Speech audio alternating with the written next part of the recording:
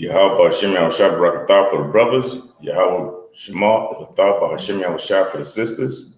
This is the High Desert ISUPK scripture breakdown class. I'm Police Officer Shadow Rock.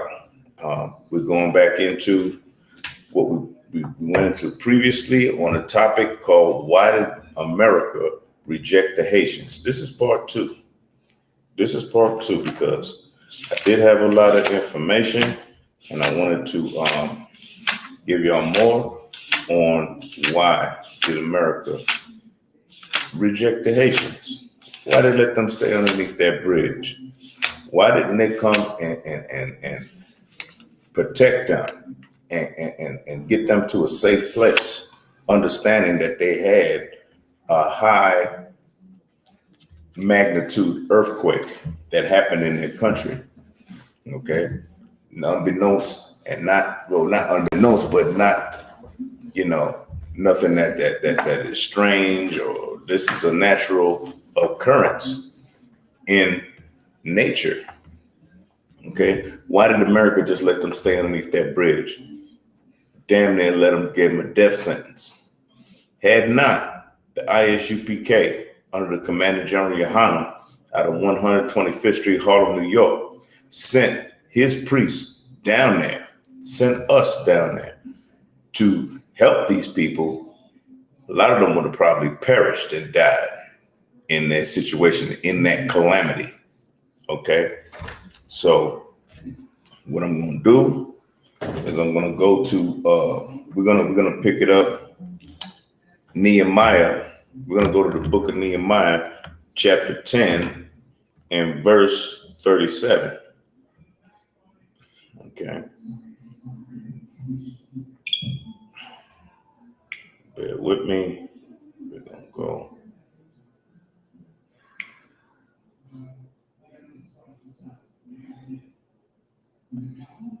Bear with me. It's going to be Nehemiah chapter 10 and verse 37.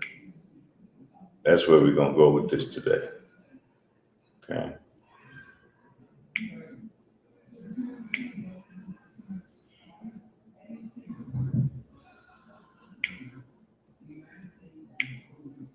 Let me get my bearings straight here real quick, and we'll check it out from there.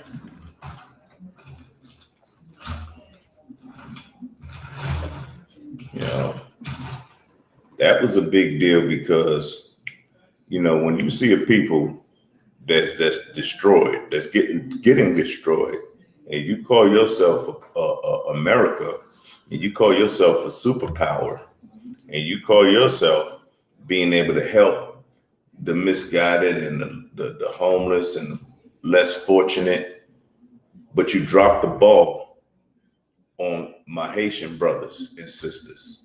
My Haitian brothers and sisters. I'm a so-called Negro.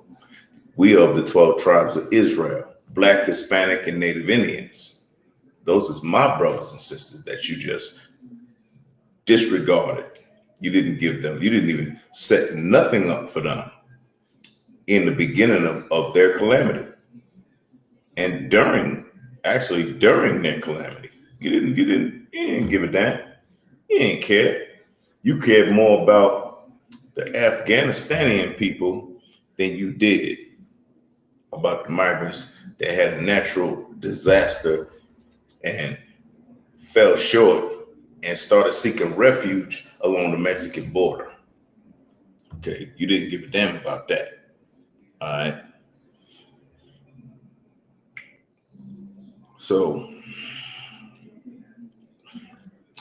let me take it to Nehemiah 10 and verse 37. Okay. And that we should bring the first fruits of our dough and our offering and the fruit of all manner of trees, of wine and of oil unto the priests, to the chambers of the house of our God. All right. And the tithes of our ground unto the Levites, unto the tribe of the Levites. Why are you bringing all your first fruits, your oil, your dough, you know what I'm saying? All the things that you got, your offerings, and the fruit of all manner of trees. You bringing all that to the Levites. Case in point, the Haitians are modern day Levites. They were Levites in the Bible. The Levites were the priests. They were the first priests of the 12 tribes of Israel. And you're going to let them perish and starve to death and die underneath a goddamn bridge, underneath a freeway, with no roof above their heads, not a window not a pot to piss in or a window to throw it out. You're just gonna let them go, right? Afghan people is more important, right? Well, I got news for you. Afghan people are goddamn heathens. Those are the heathens of the earth. Levi is responsible for a lot of the things that you even see up on this damn goddamn table. The shofar, you know what I'm saying? The ark. They handled the ark of the Lord, the real ark.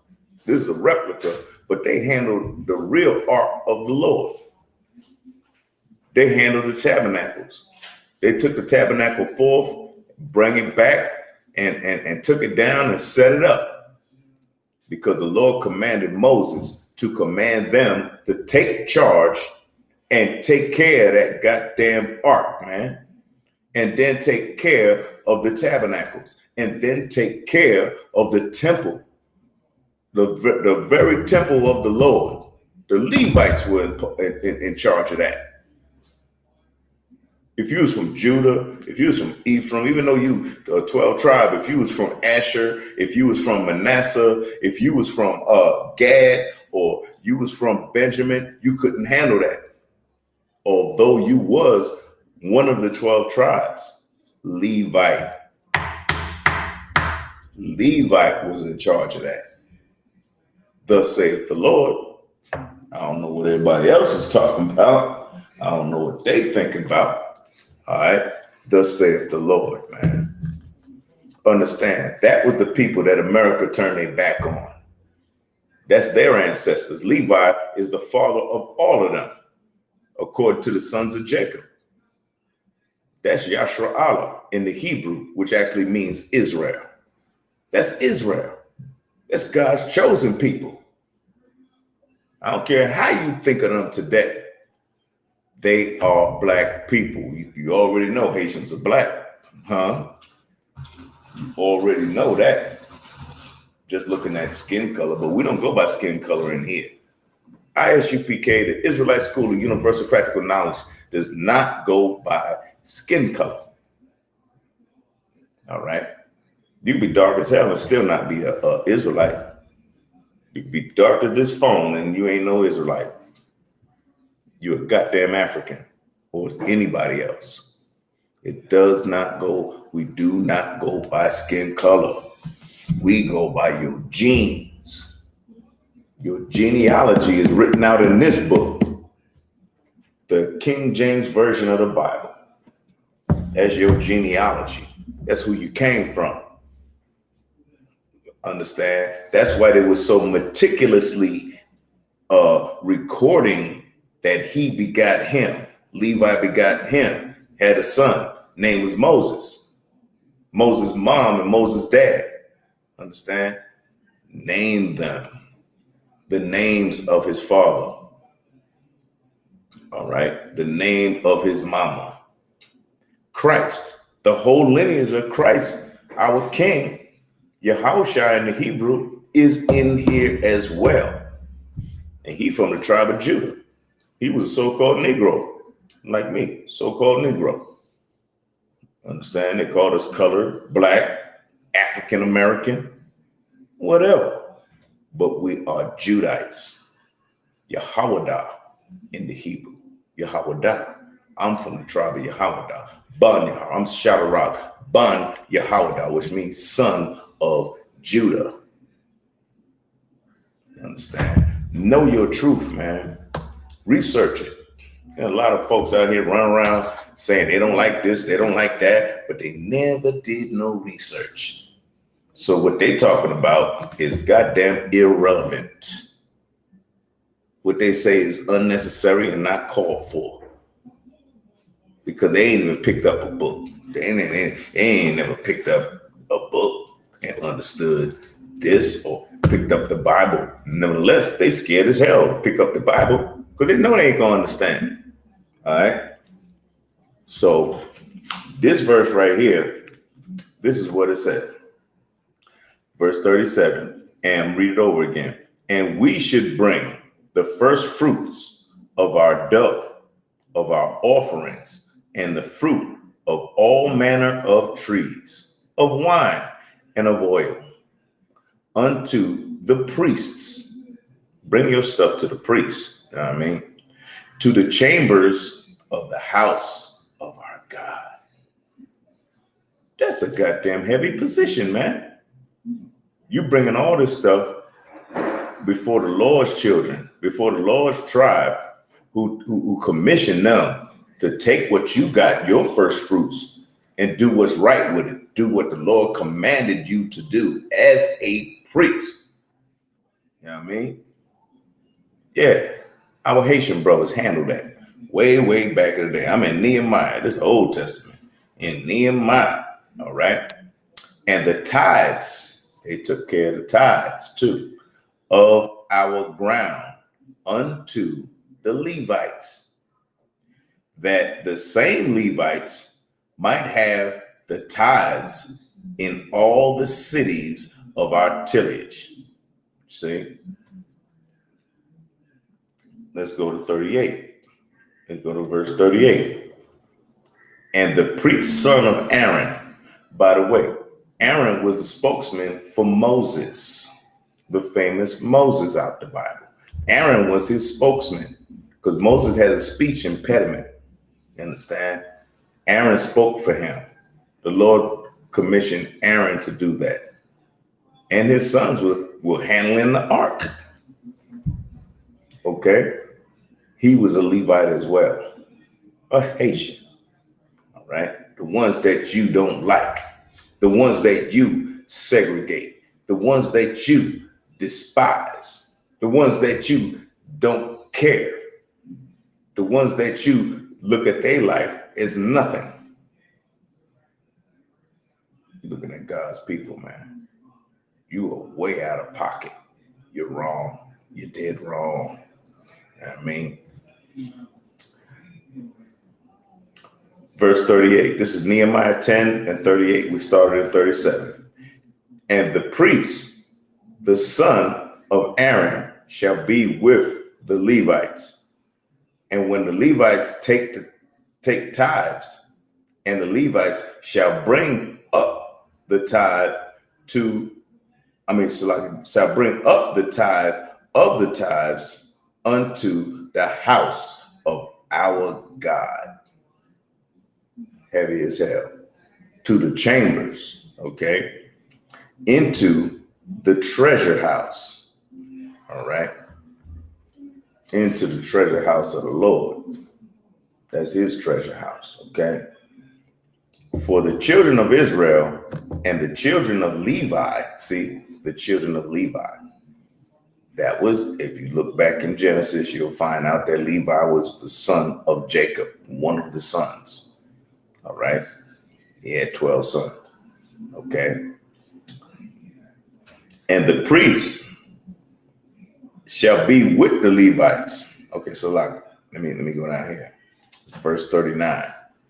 For the children of Israel and the children of Levi shall bring the offering of the corn, of the new wine, and the oil unto the chambers where are the vessels of the sanctuary, and the priests that minister, and the porters, and the singers, and we shall not forsake the house of our God.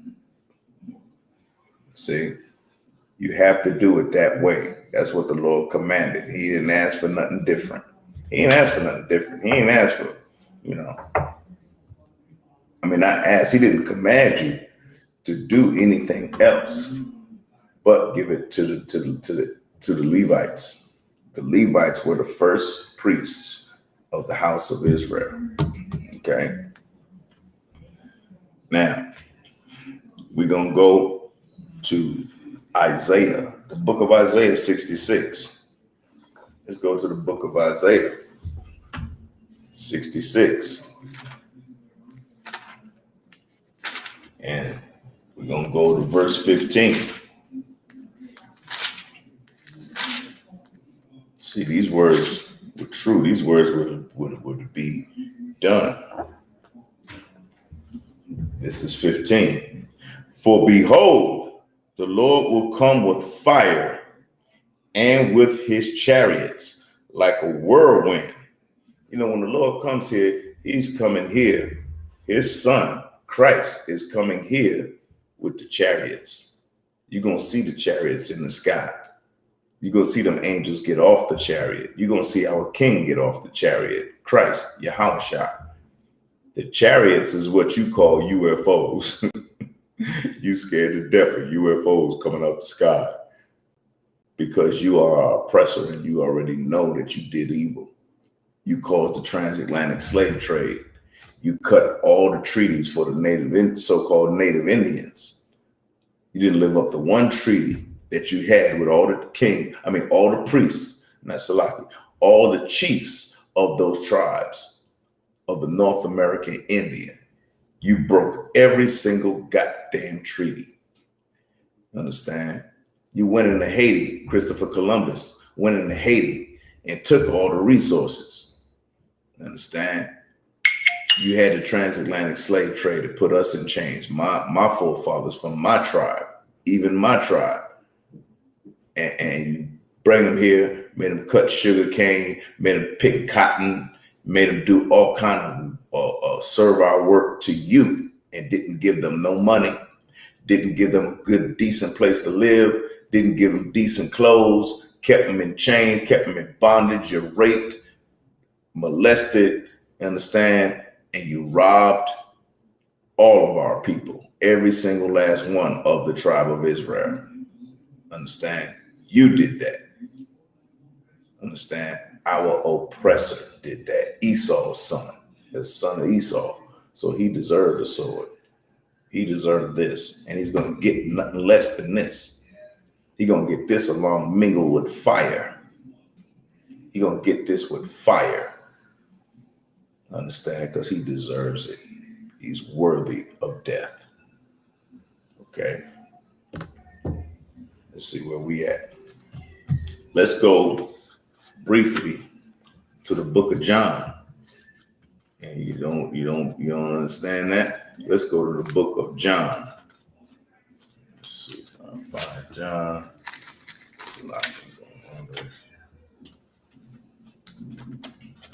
Let's go to John chapter 8 and verse 44. Understand? Ye are of your father, the devil. You, our oppressor. Oppressor, this is for you, oppressor man.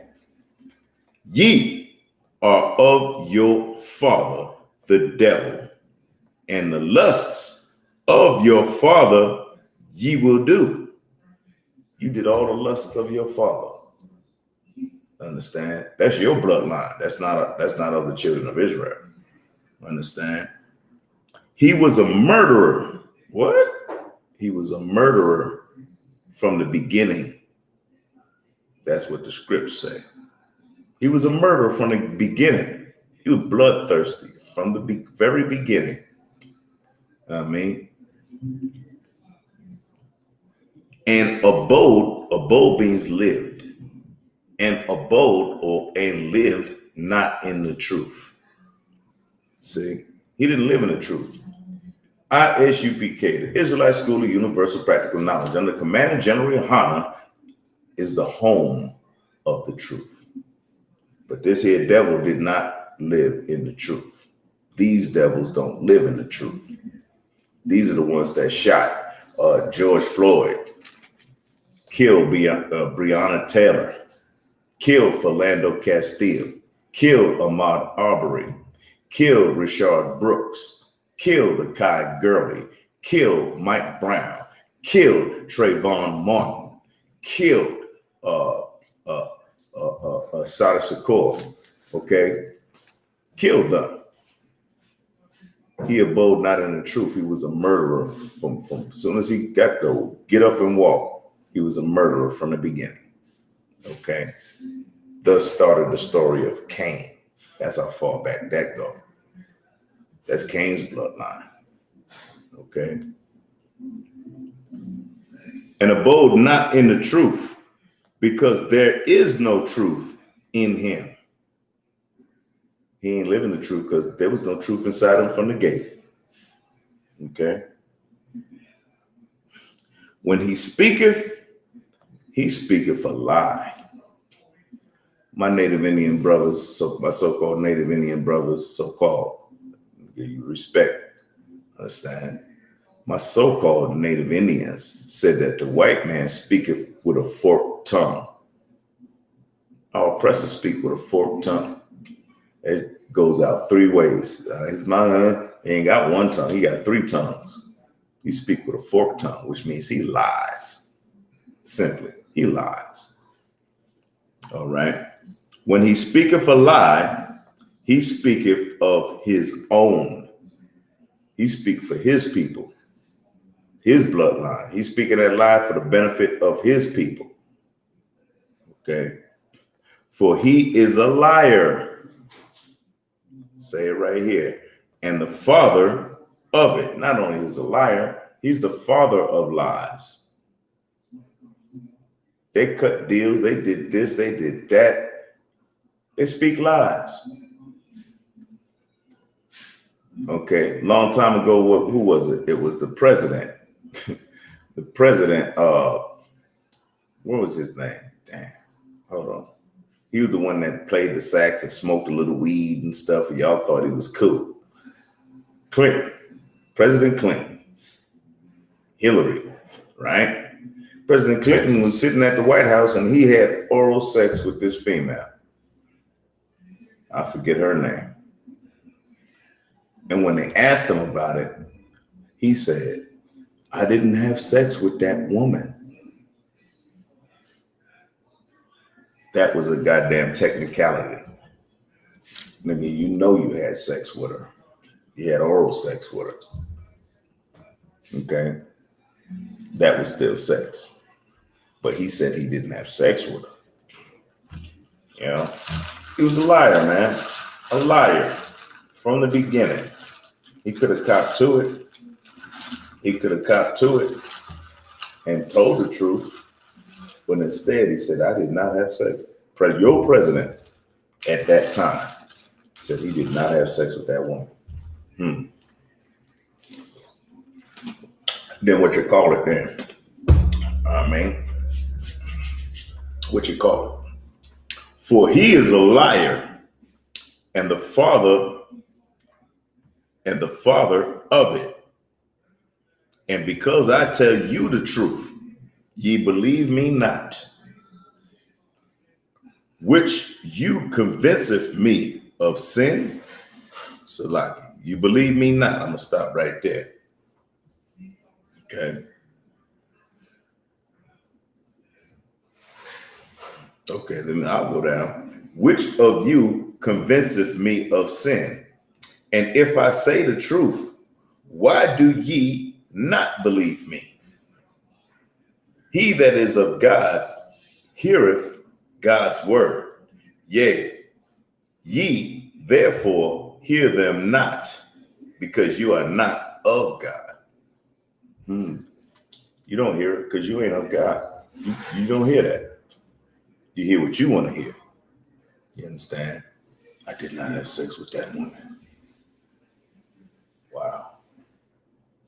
So what the hell did you do there? You had your pants open. Your fly was open. Your body part was out to fly. Understand? But you didn't have sex with that woman. What the hell was she under the table for? Why was she under your presidential desk?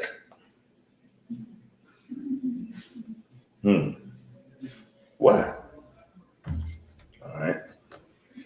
Let's go back to Isaiah 66. Let's go back to the book of Isaiah, chapter 66 and verse 15. I'll read it from the top. Behold, the Lord will come with fire, and with his chariots like a whirlwind. You know, those chariots spin, and fire is in the middle of them, and fire is on the outside of them. Those chariots spin when they come out and come to the earth, and they come out from the heavens where the Lord lives. Salaki. The Lord is coming with a chariot, with his chariots, like a whirlwind, to render his anger with fury. So what did you hear in the Christian church? He coming down to say, it was such a good job you did. What job? You wasn't keeping his laws. You didn't give a damn about eating unclean food. You thought all meat you can eat. You can eat oysters, clams, lobsters. You can eat shrimp. You can eat pork. You can eat all that, right? Not. The Lord going to destroy you because of that. You didn't stop. You celebrated Easter.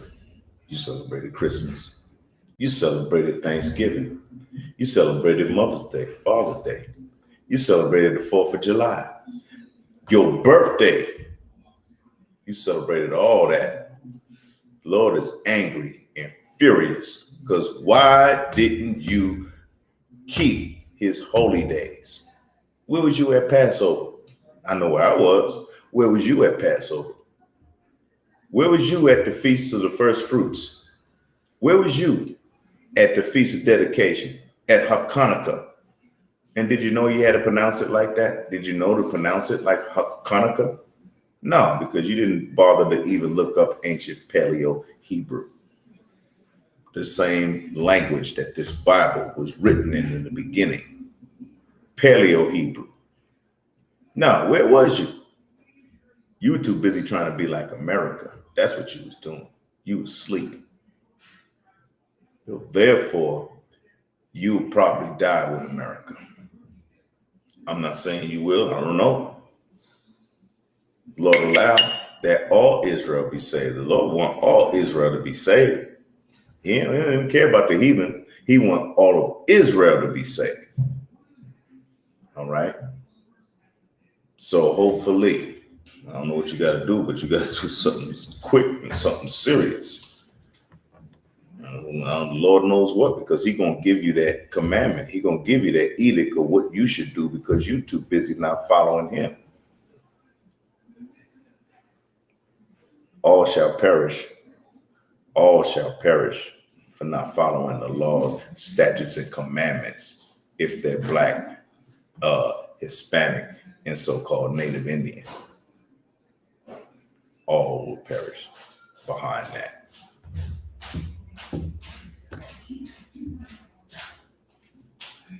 To render his anger with fury and his rebuke with flames of fire. Verse 16, for by fire and by his sword will the Lord plead with all flesh, and the slain of the Lord shall be many. Many will be slain by the sword of the Most High God, Yahweh. Yahweh Shah got this special sword that he bringing down here anyway, for it is written. Okay, it's written like that. Okay. Verse 17, they shall sanctify themselves, which means they'll clean themselves, and purify themselves in the gardens behind one tree in the midst, eating swine's flesh. See that? Eating swine flesh. Why would they put that in there? Why is that written in there? Because your dumbass don't need to be eating no pork chops. All right? You ain't supposed to be eating no shrimp, crab, and lobster. You ain't supposed to be eating catfish and swine. You ain't supposed to be eating that. That's all unclean. Swine is a cousin of a catfish. You know what I mean? Shrimp is the sea roaches. Lobster is your scorpions that you see in the desert. Crabs are cousins to spiders, but it's still in the ocean. They pull it out and call it a delicacy, and you eat it because you're misinformed. You're misinformed. You need to learn. The gardens behind one tree in the midst, eating swine's flesh, and the abomination, and the mouse shall be consumed together, saith the Lord. They're going to be consumed together. They're going to perish together. For I know their works and their thoughts. It shall come that I will gather all nations and tongues, and they shall come and see my glory.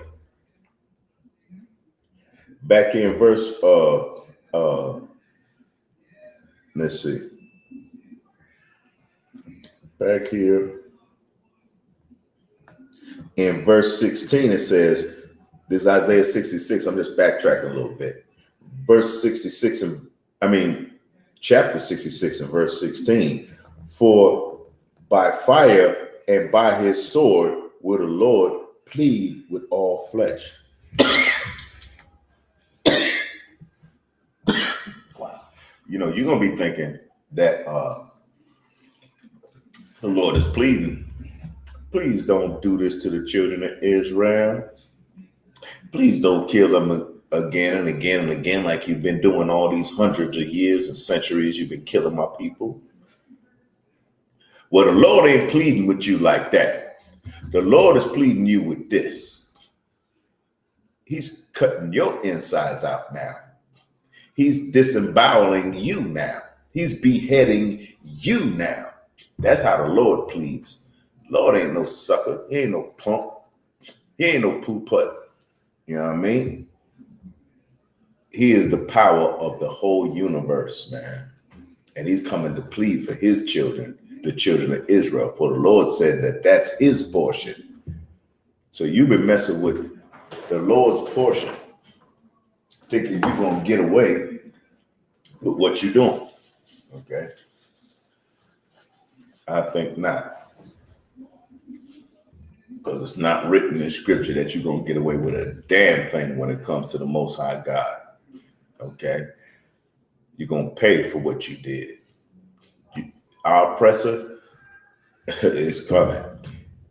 All right? Verse 18. For I know their works and their thoughts.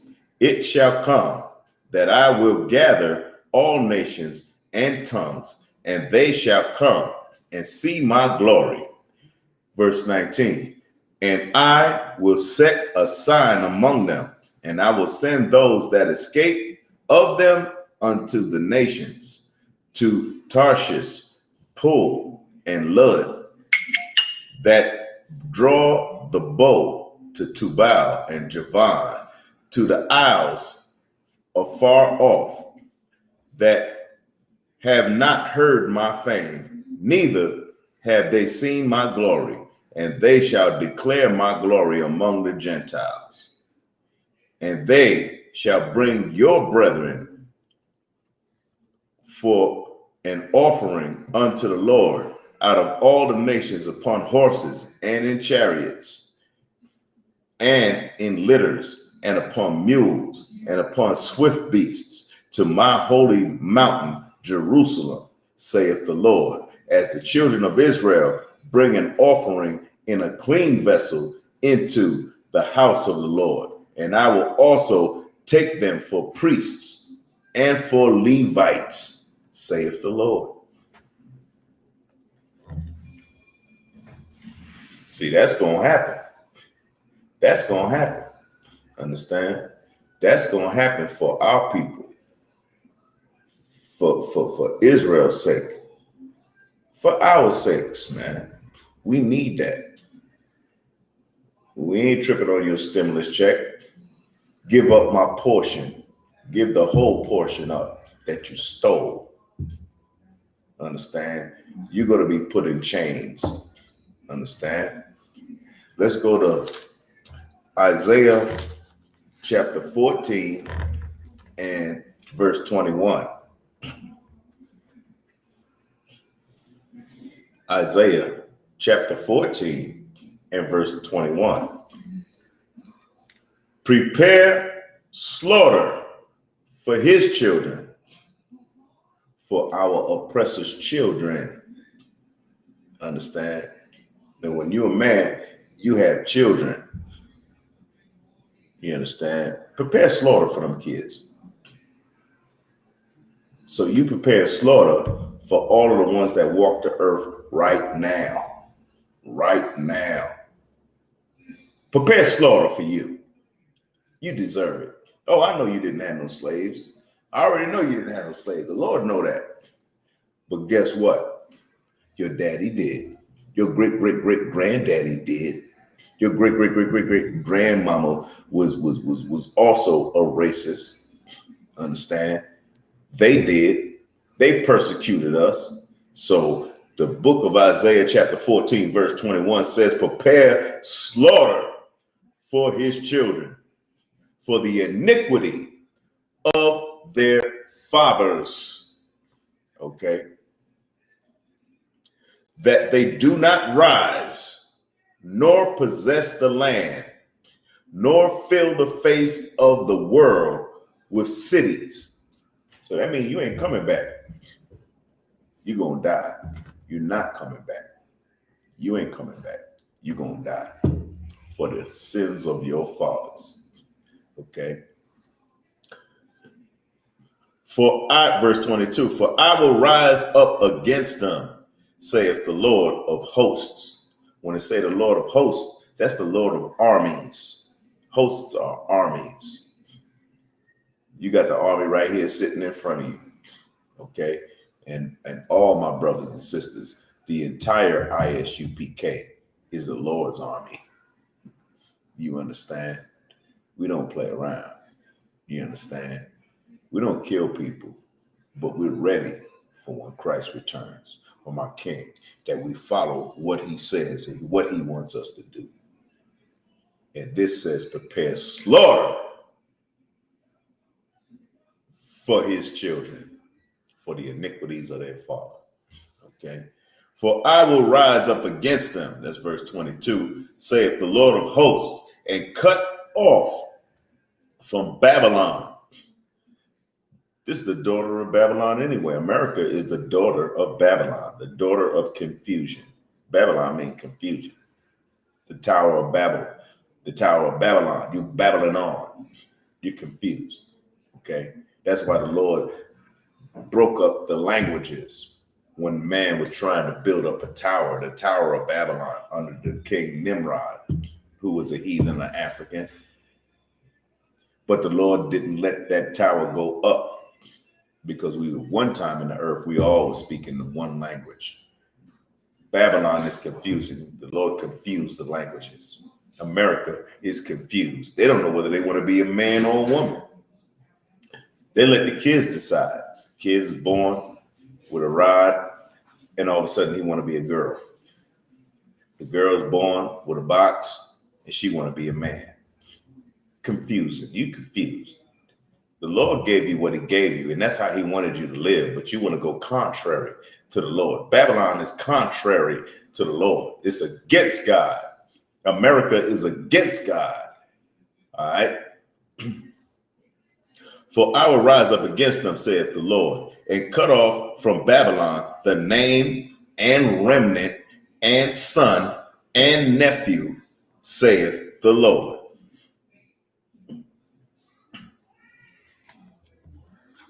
You understand where he coming from, man? That's where the Lord's coming from. He coming from a place of vengeance and justice and righteous rulership. That's what's getting ready to happen. Righteous rulership, a righteous government, a perfect government on earth. You understand? Not no Democrats and Republicans in the House of Congress, the Chamber, Commerce, or whoever they are. Not none of that. Righteous rulership. It's going to be a righteous thing. You understand? Nothing less. We've been hurt too long. We've been oppressed way too long. We've been slaves since Egypt. Since Egypt, under the pharaohs of Egypt, making them treasure houses, making them pyramids and stuff. We've been slaves in Assyria. We've been slaves in Greece. We've been slaves unto the Romans. We've been slaves unto damn near every nation on the earth. We've been slaves in Babylon under King Nebuchadnezzar. We've been slaves in America and still slaves in America. Why? Because we don't follow the laws, statutes, and commandments of the Most High God. That's why. We don't follow. We think, we can do anything we want to do.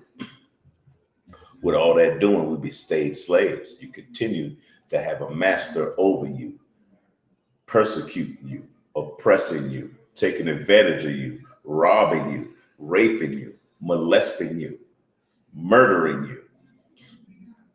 That's what you reaped. You reaped that because you didn't follow the law, statutes, and commandments of the Most High. Where's your fringes? Where is your observance of your holy days, the holy days of the Bible? Where's your customs and your culture? Your oppressor stole that and lied to you and told you was African. He told you was an African. Well, you're African, where your plate lips at? You're supposed to cut your mouth and put a big old plate up inside there. You're supposed to cut off, as a woman, you're supposed to cut off a certain part of your sexual organ so that you don't have no pleasure when you sleep with a man. Where's that at? If you African, where's all those cut up marks like tattoos all over you? How come you don't go to the back of a cow's butt and drink his excrement? When you let them cows and stuff piss all over you. You African, right? Where's your African clothes? I see you with Puma, Gucci, Calvin Klein, Hugo. I see you with Jordache. I see you with Levi's on and all that. You ain't wearing no kente cloth or whatever it is. You ain't wearing a dashiki no more. You wore it in the 70s and you quickly took that off after the 70s. You don't even got beads on your door like everybody used to have in the 70s too. You know what I mean? You're not African, man. Stop lying to yourself. You are a Hebrew Israelite whose culture was stolen from you. Your original language was Hebrew. You spoke in the Hebrew. Shalom, Yahweh, Hashem, Yahweh, Barakatah. You spoke that. Yahweh Shema, Lathaba, Hashem, Yahweh. You would say things like that. Khan. You know what I mean? But you lost that. Your oppressor took all of your culture, just like he took the Native Indians' culture too. That's the tribe of Gad. They also Israelites. But when it came to those boarding schools, They cut their hair. They put on button-up shirts. No more tribal apparel. No more long hair. And by the way, no more language in what you were saying. Native Indian language sounds very close to Hebrew. Mexican language and Spanish language used to be Nahuatl. Nahuatl is very close to Hebrew. You better run a check before you start talking about what you know and what you do, because you don't know. You come to these classes, stay in these classes, and maybe you learn something. Maybe you learn. All right. Where am I at? Okay, right here.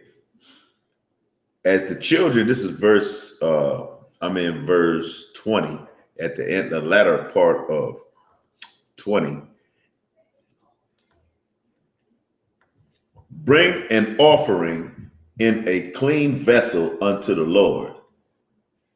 Verse 21, and I will also take them for priests and for Levites, and for Levites, saith the Lord.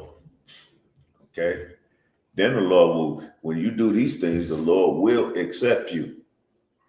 Understand? Because you showing you want to keep the law. You keeping the law there. Man has gotten into their own thing. They have ran astray from the Lord.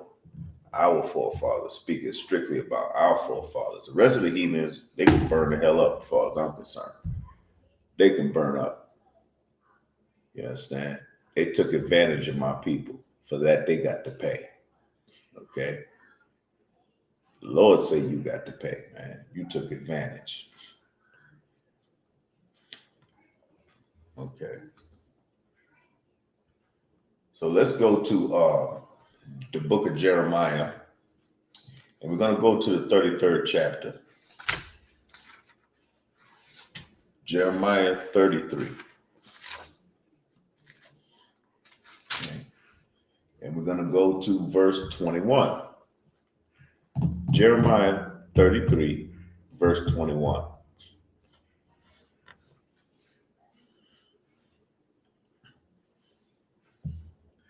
Then may also my covenant, a covenant is an agreement.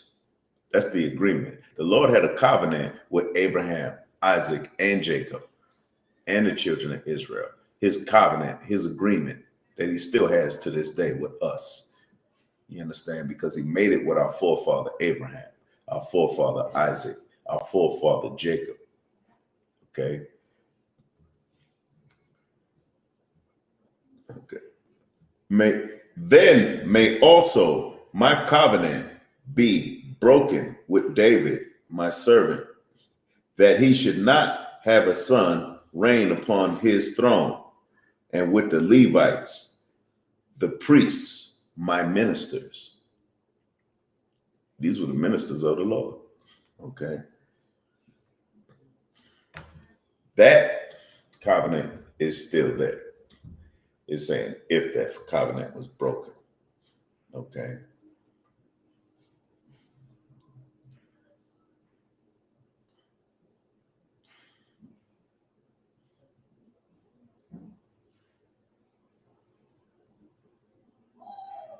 See, we'll backtrack up to verse 20. We'll be back to 19 to see who he's talking to. And the word, this is verse 19 in chapter 33 in Jeremiah, in the book of Jeremiah 33, 19. But we're going to read it all the way through. And the word of the Lord came unto Jeremiah, saying, thus saith the Lord, if ye can break my covenant, if you can break my agreement, okay, of the day and my covenant of the night, and that there should not be day and night in their season. Okay. Then may also my covenant be broken with David. David is the forefather, like Judah. He's the forefather of the so-called Negroes. He's the same tribe as Our King Christ is in. Christ was a Judite. David is his bloodline. Okay. So is our bloodline if you so-called Negro. Also, my covenant be broken with David, my servant. That ain't gonna happen. That he should not have a son to reign upon his throne. Because, after David came Christ. See? That he should not have a son to reign upon his throne. Because Christ, when Christ returns, he's going to sit on the throne of David, Dawadah. That's why we wear these things. That's why you see us all wear our family. This is our family. Understand? This is the family symbol, the family sign, the Dawadah Magun. This is the shield of David. Understand? This is where Christ is coming back and return. He's going to return to David's throne. Covenant ain't going to be broken. Lord ain't breaking that covenant because that covenant was made with him and Abraham. Okay. This says it's just being an example. Okay. It's just an example. Should not have a son to reign upon his throne. And with the Levites, the priests, my ministers. Lord says, my ministers. And with the Levites, the priests, my ministers. Okay. The ones you took for granted underneath that freeway. And you continue to persecute all of his brothers of their tribes. The Guatemalans, the Panamanians, the Colombians, the Puerto Ricans, the Mexicans, the Navajo, the Apaches, the Choctaw, the Sioux, Nez Perce, understand? Comanche, understand? Blackfoot, you still pursuing them. You pursuing my brothers and sisters, man. You dead wrong. Dead wrong. And you'll be dead at the end of the day.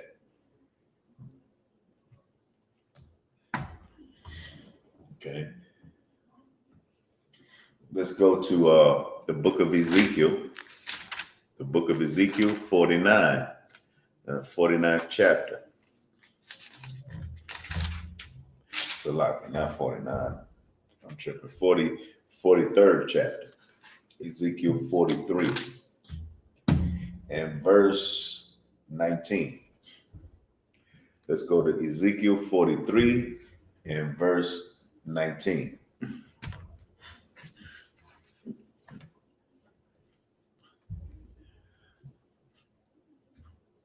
I'm going to go up to verse 18 just to kick it off. And he said unto me, the son of man, thus saith the Lord, these are the ordinances of the altar in the day when they shall make it to offer burnt offerings thereon and to sprinkle blood thereon. Verse 19. And thou shalt give to the priests of the Levites that be of the seed of Zadok, which approach unto me to minister unto me. Saith the Lord God, a young bullock for a sin offering. See, these are specific commands that the Lord commanded that the Levites do. The priests, the Levites. See, Levites are very important in this Bible. All right, now let's go to a little bit of history. Let's go into the book called Lies My Teacher Told Me. Right, Lies My Teacher Told Me. And that was by James W. Lowen. By James W. Lowen. Lies My Teacher Told Me. You know, this is This is a book about all the textbooks that they wrote for class, for when you was studying history, for when you was, trying to learn about the world. This book was written to show that those textbooks were not true. There's a lot of information that you're missing from the textbooks. I'm going to go back to page 25. Let me go to page 25. All right. Thus, though Billy is the first paragraph, thus, though he believed it morally undesirable to send Marines into the Caribbean, What? This is from President Woodrow Wilson. Woodrow Wilson, your hero. He was spoken of as a hero. He was so good. Let me go back. Some textbooks blame the invasion on countries invaded. Necessity was the mother of armed Caribbean intervention. They intervened in the Caribbean. The American Pageant, which is a textbook, Land of Promise, vague as to who caused the invasions, but seems certain they were not Wilson's doings. He soon discovered that because of forces he could not control, his idea of morality and idealism had to give way to practical action.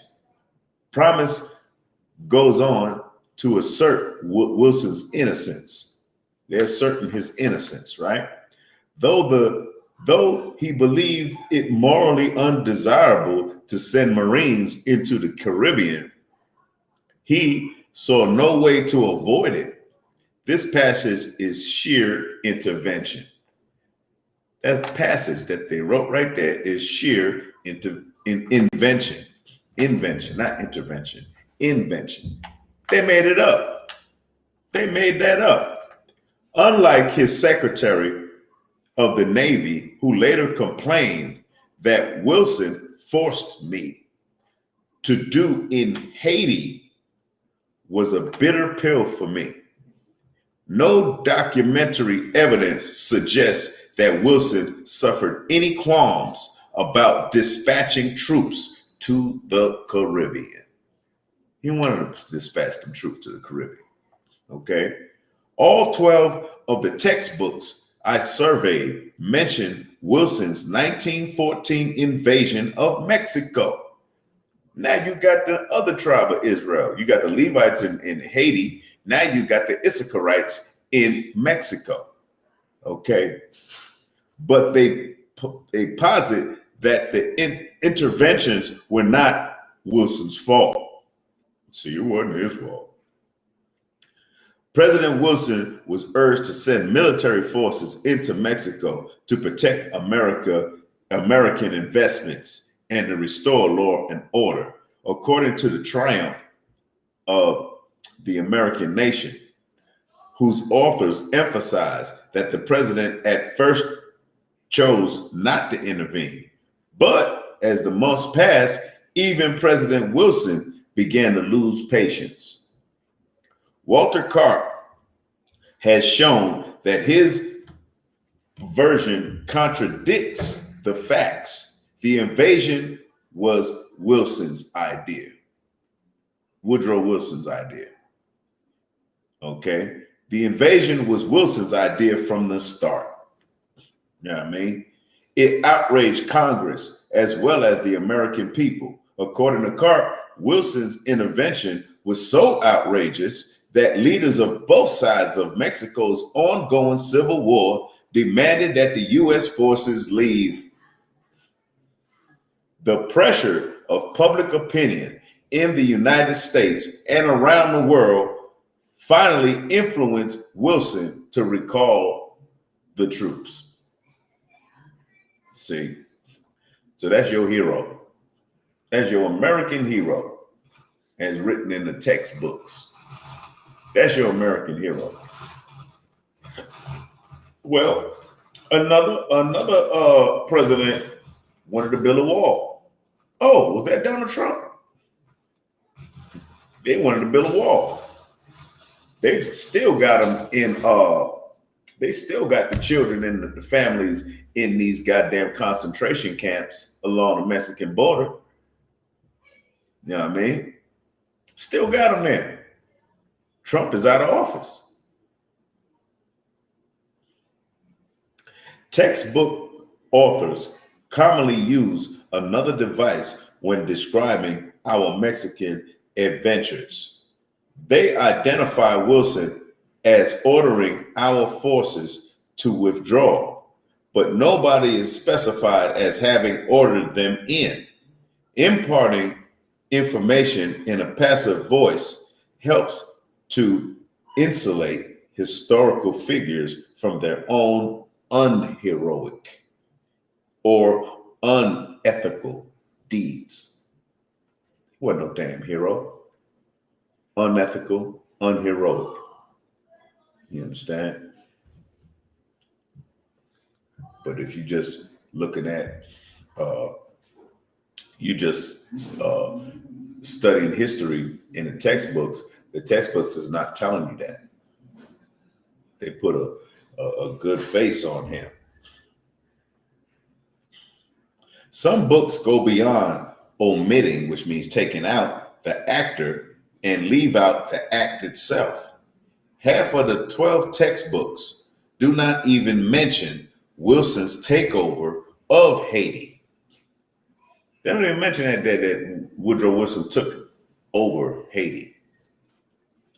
They've been hating us for a long time, man. A long time. Let me back up. I just read page 25. I'm going to read page 24. All right. I'm going to go down to the 1, 2,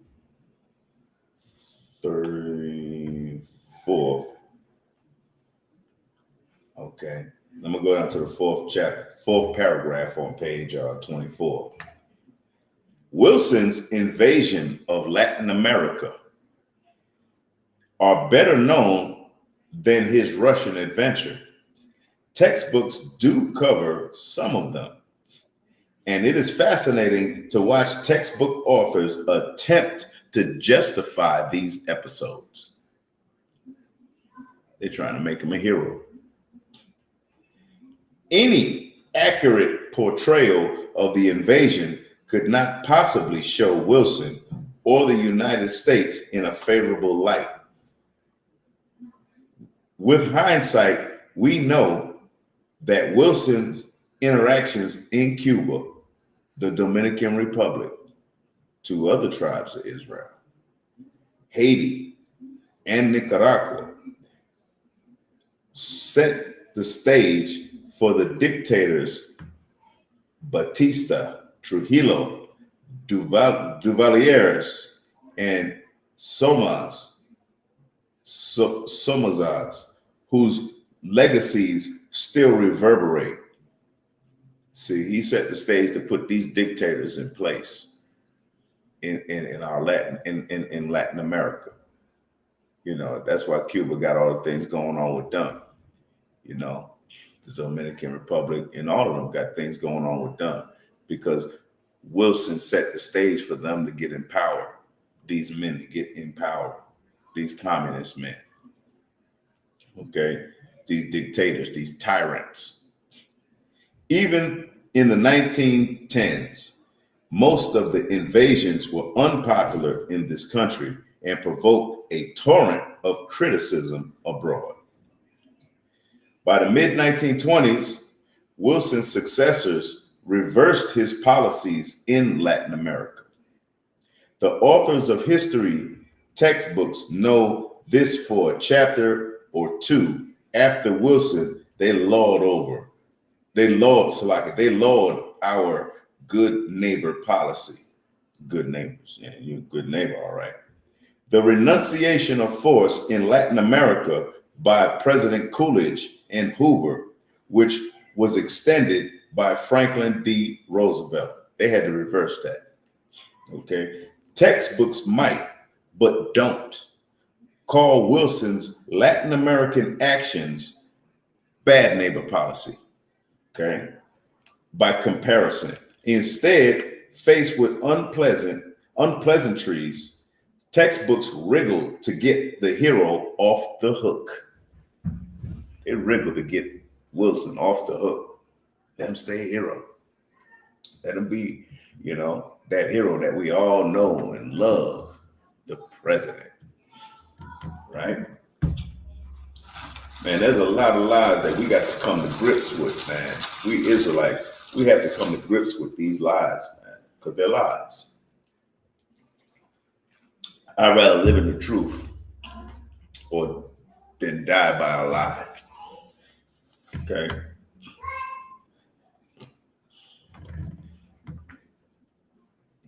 As in this example from the Challenge of Freedom, President Wilson wanted the United States to build friendships with the countries of Latin America.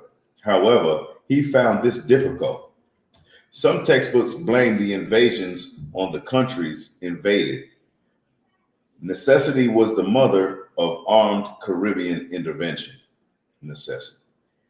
The American pageant, Land of Promise, vague as to who caused the invasions, but it seems certain they were not Wilson's doings. He soon discovered that because of the forces he could not control, his ideas of morality and idealism. I read this already just previously, okay? I was just leading back up to it. Now,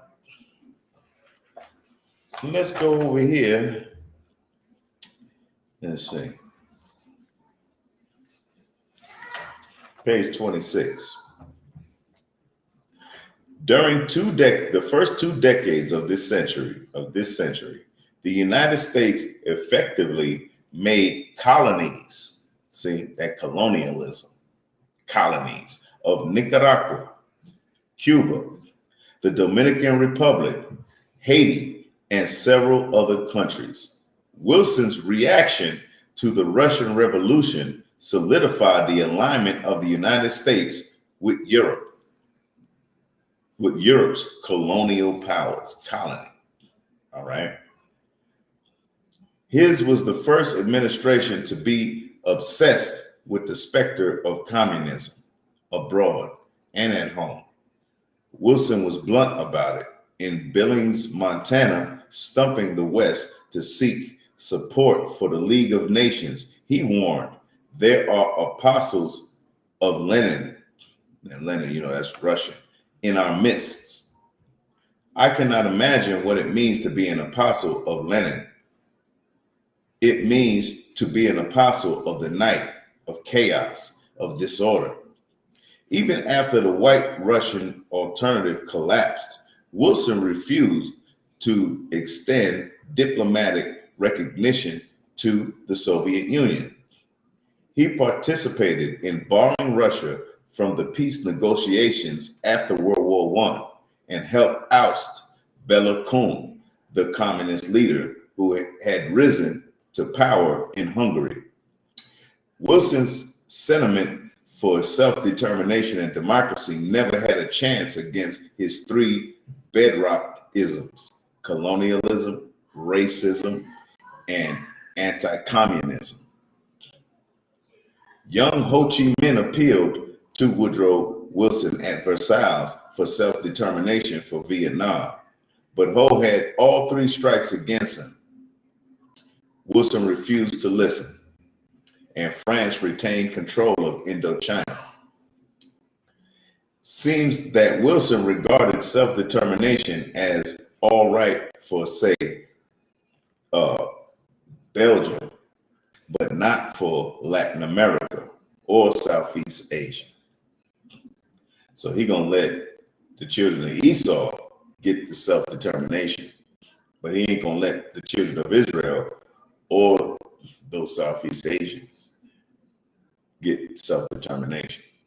Okay. At home, Wilson's racial policies disgraced the office he held. His racial policies. His Republican predecessors had routinely appointed blacks to important offices, including those of Port collector for New Orleans and the District of Columbia, and Register of the Treasury. Presidents sometimes appointed African Americans as postmasters. So somebody appointed some of us, right? African Americans took part in this Republican Party national conventions and enjoyed some access to the White House. Okay? As if that was going to do something, but they did anyway. Woodrow Wilson, for whom many African Americans voted in 1912, changed all that. Wilson changed all that. A Southerner, Wilson had been president of Princeton, the only major Northern university that refused to admit blacks in the first place. He was an outspoken white supremacist. There your president, white supremacist. That's your king, white supremacist. Christ is my king. Christ, Yahweh in the Hebrew, is my king. And king of all Israel, blacks, Hispanics, and Native Indians, whether you know it or not.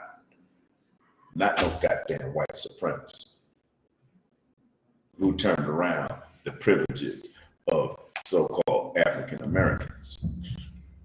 A Southerner, Wilson had been president of Princeton. This is page 27. All right. The only major Northern university that refused to admit blacks. He was an outspoken white supremacist.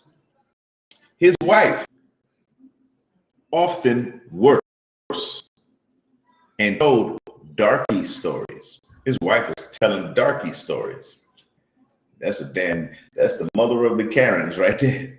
She's a mother of the goddamn Karens telling darky stories. In cabinet meetings. At the cabinet meeting, she's telling a darky story. Yeah. But this is the nation that you voting. You voting for this nation, right? You voting for America. You want to be a good citizen to America. Yeah. Well, this is the dark history right here. These darky stories from the president's wife, who was the white supremacist. His administration submitted a legislative program intended to stop civil rights. When you curtail something, you're stopping something. To curtail the civil rights of African Americans. But Congress would not pass it. Unfazed, Wilson used his power as chief executive to segregate the federal government. He appointed Southern whites, see, probably old slave master sons, to offices traditionally reserved for blacks. But that's your president. That's your president. So like a moment, I'll be right back.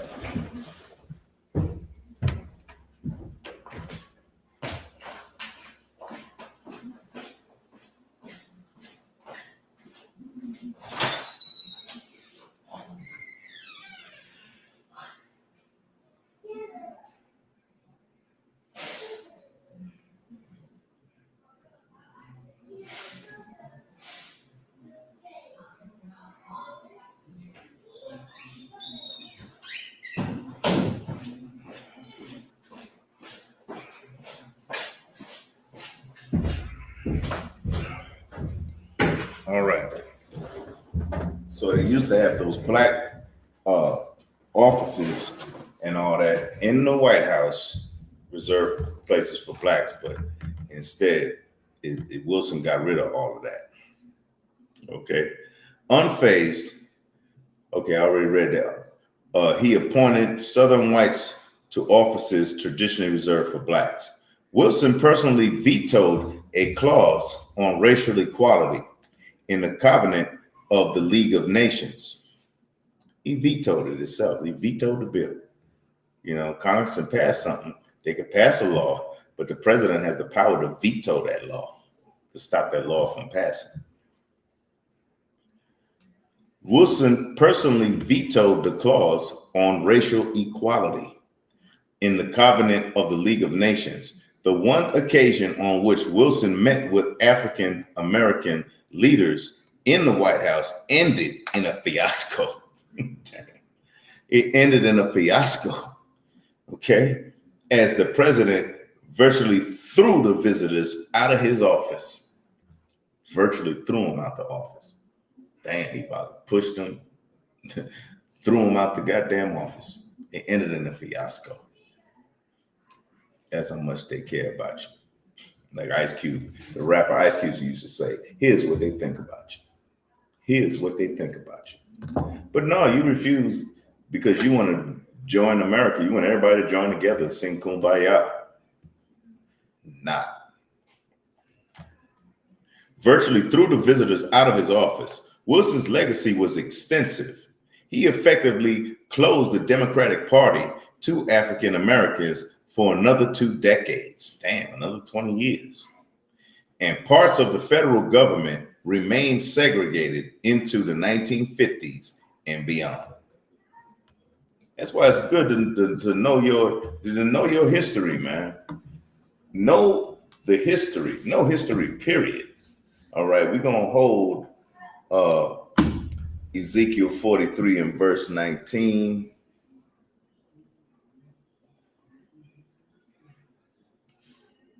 Okay, we're just gonna hold that for a second, and then we're gonna go to I believe it's Deuteronomy 32 and 7.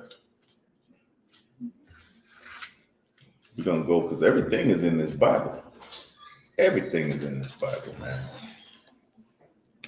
This is Deuteronomy, the chapter 32 and verse 7. Remember the days of old. Consider the years of many generations. So it tells you to remember the days of old. 1910 was a day of old. Consider many generations. You know how many generations came after 1910? We're in 2021 right now. All right. But the Bible tells you to remember the days of old. It says to consider many generations. Take into consideration all the generations, man. Stop forgetting. Learn from your folks. It says right here, it says, ask thy fathers. So learn from your fathers, or men old as your father, and he will show thee thy elders, and they will tell thee. The men as old as your father, even though your father or mother ain't here no more, the men, the elders that are even older than them, they will tell you. Both of them will tell you. All right. When the Most High divided to the nations their inheritances. Yes, things we need to know. When he separated the sons of Adam. That's why America is against God. It's against the idea of the Most High. The Most High separated the inheritances, and he separated the how you say it? The sons of Adam. He separated the sons of Adam. And if you listen to these classes, we always say, I've always said, everybody in ISUPK says holy means separate. And it's not what we're saying, it's what it means. It means to separate because we did our homework already. We did our research already. To be holy, that's to be separate. If something is holy, I separate it from all the common things because it came from God. Or God recognizes this as being holy. Why am I going to put it with common things? Why would I do that? When it is holy, it should be separate. Okay? When he separated the sons of Adam, that's what the Lord does. The Lord separates, man. He separates the wheat from the chaff. Understand? He separates the unrighteous with the righteous. Okay?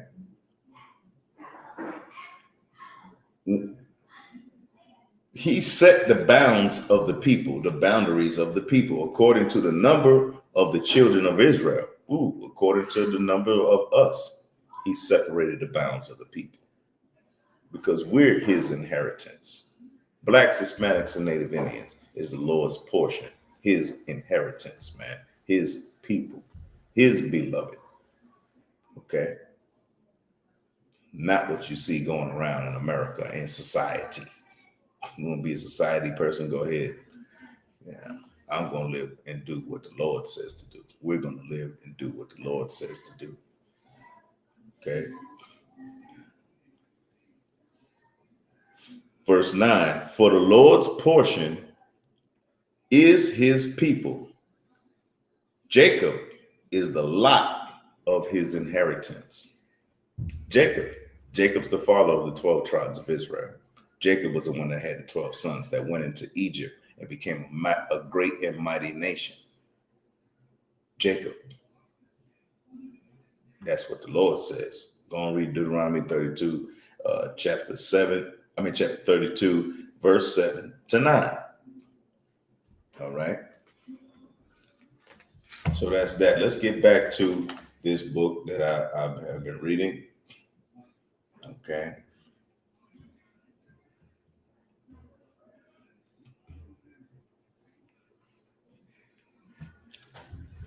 I'm on page 26. Okay. I'm gonna go down to the next to last paragraph on page 26. Lies my teacher told me. Okay. Lies my teacher told me by James W. Lowen. Okay. At home, Wilson's racial policies disgraced the office he held.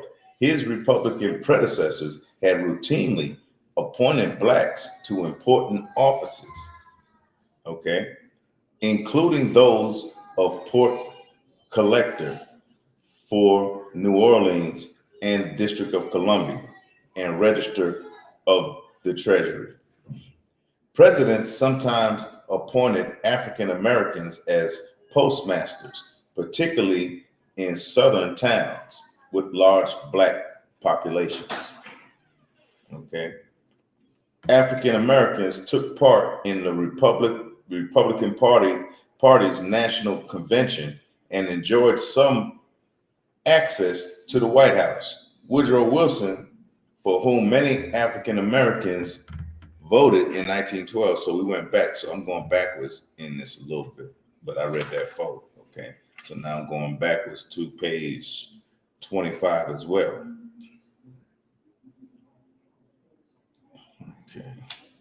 Let me go because we went from 25. So let's go to, let me go back. Okay, this is page 23. Under Wilson, the United States intervened in Latin America more often than any other time in our history. Damn, under Wilson. Okay. The white supremacists. We landed troops in Mexico in 1914, Haiti in 1915, the Dominican Republic in 1916. Okay. Mexico again in 1960, and 9 more times before the end of Wilson's presidency. Cuba in 1917. So now let me name them. Let me break them down in tribes so you know from the Bible, from the 12 tribes of Israel. Mexico is Issachar. That's Jacob's son. Okay. Haiti is Levi. That's Jacob's son, his other son. Dominican Republic, that's Simeon, Jacob's son. Okay. Cuba in 1917. Cuba is Manasseh's son, Jacob's son. Okay. And Panama in 1918. Zebulon, Jacob's son. Okay. I just named off half the tribes of Israel right now. Let's see. 1, 2, 3, 4, 5, 6. Exactly. That's half of Jacob's sons. He had 12 sons. Half of them was affected by this racial white supremacist president. They know who to attack, man. Make no mistake. They knew who to attack. They know who to neglect. They know who to torture. Gad was also one of the 12 tribes of Israel, the father of the northern native Indians. like Apache, Comanche, Choctaw, Sioux, Blackfoot, okay, like them, all right, Navajo, all right. So throughout his administration, Wilson maintained forces in Nicaragua. That's Zabalawan too, Jacob's son, using them to determine Nicaragua's president and to force passage of the treaty preferential to the United States. In 1917, Woodrow Wilson took on a major power when he started ending secret monetary aid to the White House side of the Russian Civil War.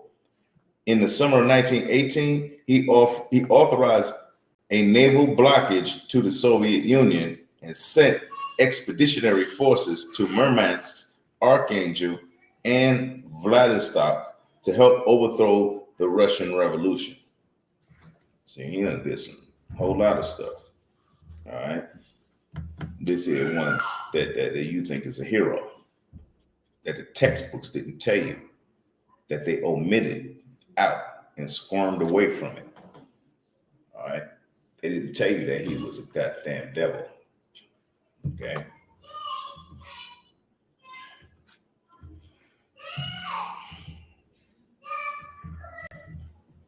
Let's go to page 22. Newspapers extolled their courage and intelligence, how to emphasize her handicap. Okay, that's the other thing. Okay. They say in the bottom paragraph, what we did not learn about Woodrow Wilson is even more remarkable. When I ask my college students to tell me what they recall about President Wilson, they respond with enthusiasm. They say that Wilson led our country reluctantly into World War I, and after the war led the struggle nationally and internationally to establish the League of Nations. They associate Wilson with progressive causes like women's suffrage. A handful of students recall Wilson's administration Palmer raids against left-wing unions, but my students seldom know or speak about two anti-democratic policies that Wilson carried out: his racial segregation of the federal government and his military interventions in foreign countries. That we just read about his military interventions.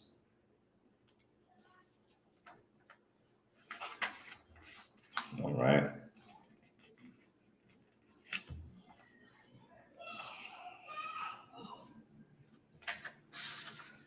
Let's see where else I want to go with this.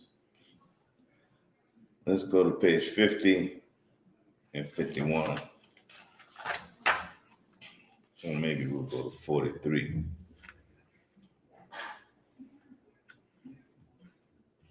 But here's a little part here on page 33. It says, 1918, the invasion of Russia, for he wrote in a different venue in 1973. American troops shouted out with Russian armed forces on Russian soil in two combat theaters. Okay. Probably several other authors knew of it too. Wilson's racism is also well known to professional historians. Why don't they let the public in on these matters? That's what the author says. Heroification itself supplies a first answer. Socialism is repugnant to most Americans. So are racism and colonialism. Michael Kamen suggests that authors selectively leave out blemishes in order to make certain historical figures sympathetic to as many people as possible. Man, that's a disservice, man. You ain't getting the truth. You're getting a lie, so you can still think he's cool. That's what you're doing. Okay. Now we're gonna go into Christopher Columbus. All right. In the years before Columbus's voyages, Europe also expanded the use of forms of social technology, bureaucracy, double entry bookkeeping, and mechanical printing. Bureaucracy, which today has negative connotations, was actually a practical innovation that allowed rulers and merchants to manage far flung enterprises efficiently. So did double entry bookkeeping based on the decimal system, which Europeans first picked up from the Arabs. See, they call, Europeans is culture bandits. They take everybody's culture, make it best for themselves, and tell them that they're better than you, and that you should listen to them, and you should be ruled underneath them. That's what they tell you. All right. Uh, the printing press and increased literacy allowed news of Columbus' findings to travel across Europe much farther and faster than the news of the Vikings' expeditions. A third important development was ideological or even theological. Okay. Theological, that's religion, right? Amassing wealth and domination, other people came to be positively valued as the key means of winning esteem on earth and salvation in the hereafter. As Columbus put it, gold is most excellent. Gold constitutes treasure, and he who has it does all he wants in the world and can even lift souls to paradise. In 1005, right? That's a long time ago. The Vikings intended only to settle in Vineland. Their name for New England, that was their name for New England, Vineland. Or more likely, the maritime provinces of Canada. By 1493, Columbus planned to plunder Haiti. He planned to plunder Haiti, which means he's going in there and getting all he can, all the resources, all the things of value. He's going to steal from them. He's going to rob Haiti. And he did. The sources are perfectly clear about Columbus's motivation in 1495, for instance. Michel de Cuneo wrote about accompanying Columbus on his 1494 expedition into the interior of Haiti. After we had rested for several days in our settlement, it seemed to the Lord Admiral that it was time to put into execution his desire to search for gold, which was the main reason he had started on so great a voyage full of so many dangers. Columbus was no greedier than the Spanish. See, the Spanish is from Europe. They're not your so-called Latin American brothers, like from Mexico, Puerto Rico, and all that. They're a European nation. Spain is in Europe. That's what Spain is. All right. So, or later, the dangers. Okay, but textbooks downplay the pursuit of wealth as a motive for coming to the Americas.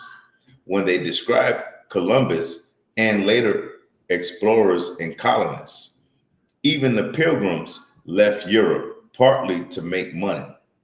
See, but you would never know it from our textbooks. You would never know that the pilgrims came over here for money. You think they was on some crusade or something. Their authors apparently believed that to have America explored and colonized for economic gain is somehow undignified. Never that. See, and lying again. You already read John chapter 8 and 44, that they were murderers and liars from the beginning. Well, this is the beginning. 1492, 1495, 1005. Come on now. A fourth factor affecting Europe's readiness to embrace a new continent was the particular nature of European Christianity. Oh, there go your Christian church and your Catholic church too. Europeans believed in a transportable proselytizing religion. They rationalized conquest. Followers of Islam share this characteristic. Islam too, they share that characteristic. Typically, after discovering an island and encountering a tribe of Indians new to them, the Spaniards would read aloud in Spanish what came to be called the requirement. So the Spaniards would do that. The European folks, they would do that. They would read from this thing called the requirement. Okay.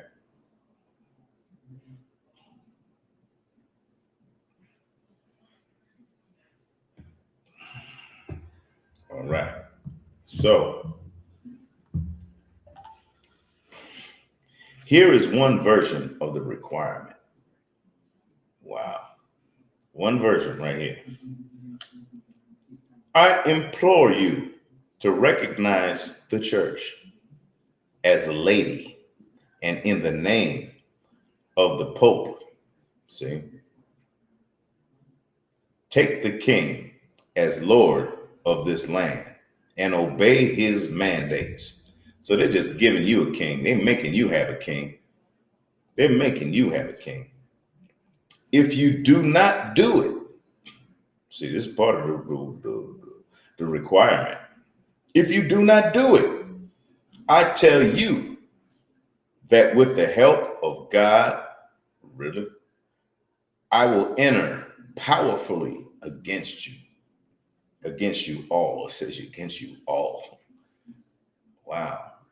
So you saying that the Most High made you go against these people because they don't want to listen to your nonsense. I will make war everywhere in every way that I can. Oh, he's speaking about war. They're going to make war.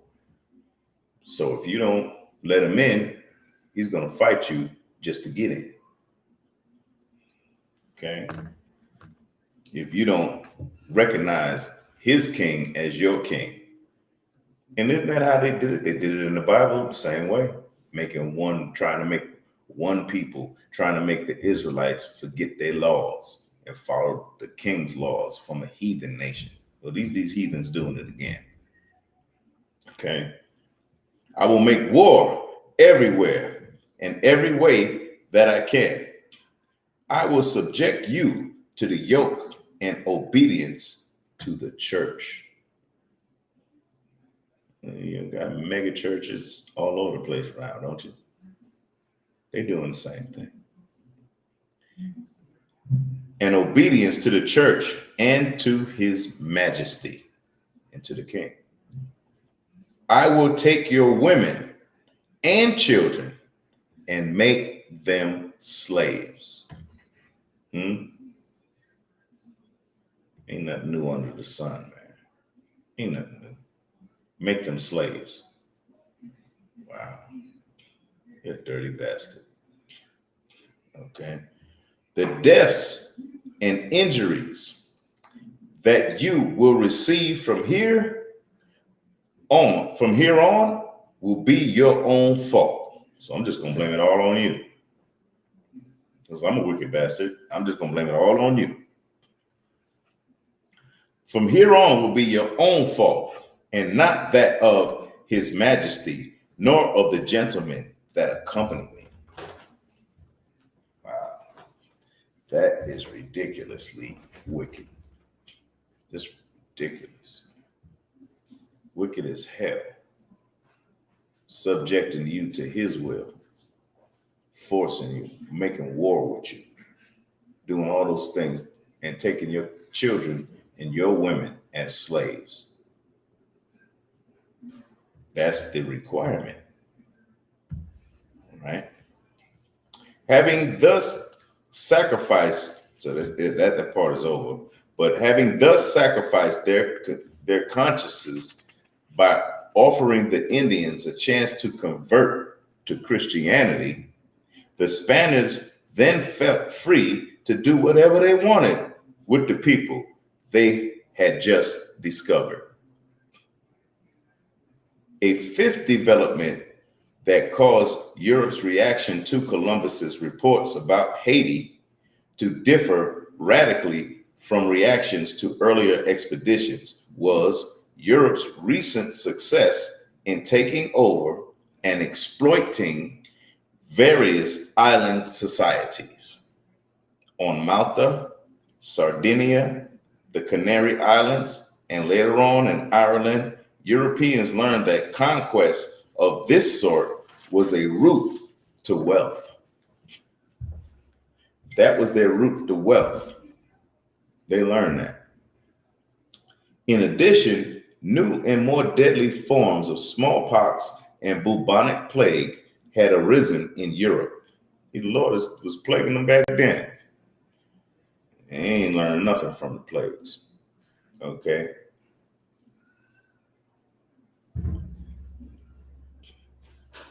And bubonic plague had arisen in Europe since the Vikings had sailed, passed on to those the Europeans met. These diseases helped Europe conquer the Americas through disease. Man.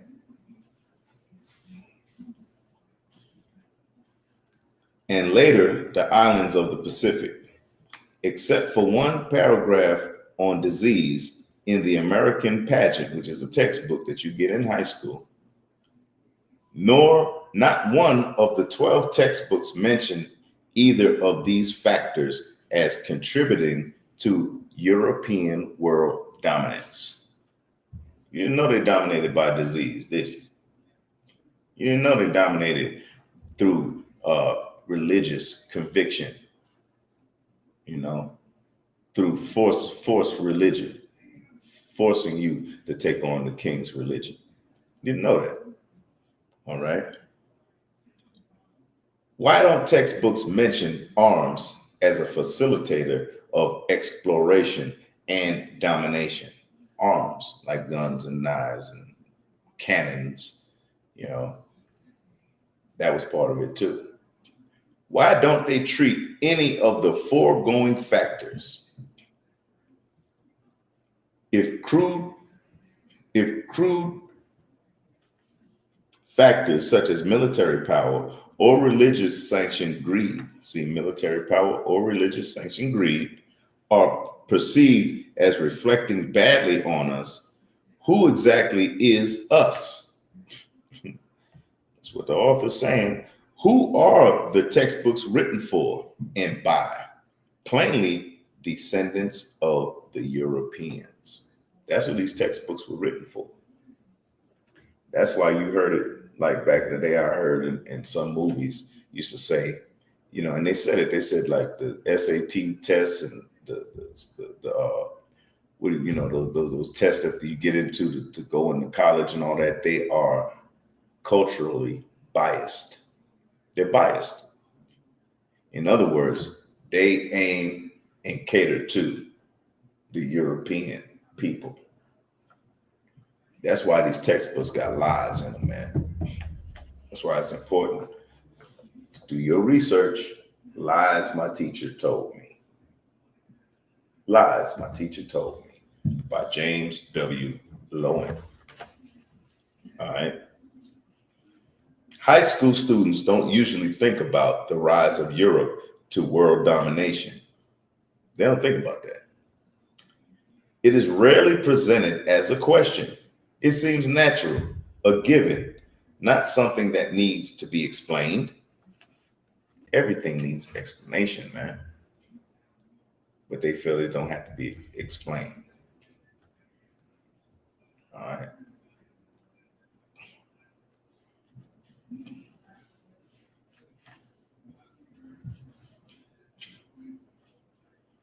Deep down, our culture recognizes us to imagine that we are richer and more powerful because we're smarter.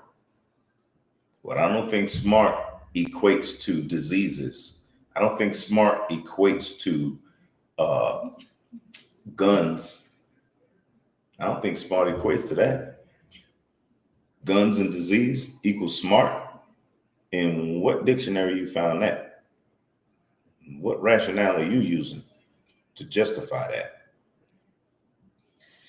Of course, there are no studies showing Americans to be more intelligent than, say, Iraqis. Still, since textbooks don't identify or encourage us to think about the real causes, we're smarter. Festers as a possibility. Also, left festering is the notion that it's natural. It's natural for our oppressor to be above us. All right. For one group to dominate another, it's natural for one group to dominate another. While history brims with examples of national domination, it's also full of counter examples.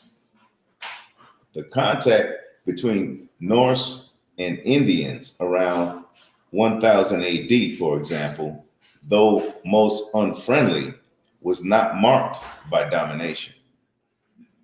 The triracial Native American societies that developed after 1492 from Martha's Vineyard, Massachusetts, through Florida to Ecuador also offer evidence that domination is not natural, but cultural.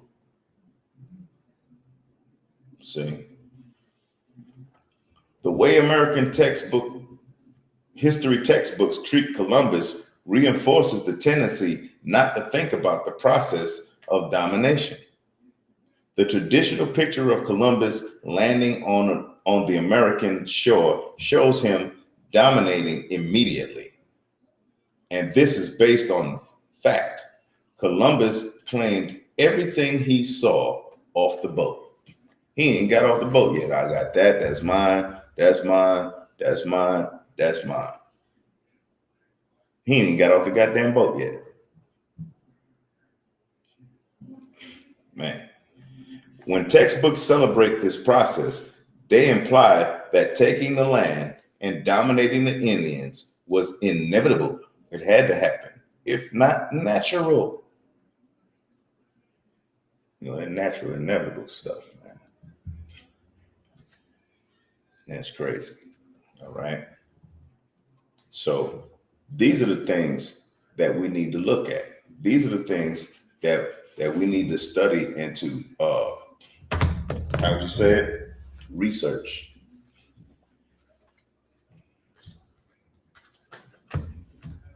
I'm gonna leave with you this scripture. One scripture I'm gonna leave with you. I know I'm over the time, Salaki, on that. I'm gonna leave with you the book of Habakkuk, chapter 2, and verse 12. Okay, the book of Habakkuk, chapter 2, and verse 12.